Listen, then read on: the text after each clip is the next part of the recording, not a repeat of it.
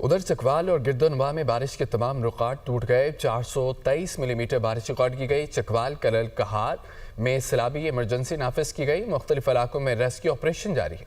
शहरियों की मुंतकली, रेस्क्यू 1122 समेत अहम सरकारी इमारतों में पानी दाखिल। मकान की छत गिरने से बच्चे समेत 2 अफराद जान की बाजी हार गए। डीसी चकवाल की वासा और रेस्क्यू समेत तमाम मुतल्लिका इदारों के अफसरान को फील्ड में रहने की हिदायत।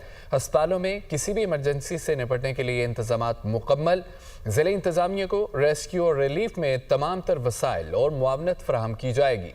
DGPDMA की जानिब से कहा गया है चकवाल और गिरदोनवा में बारिश के तमाम रिकॉर्ड टूट गए।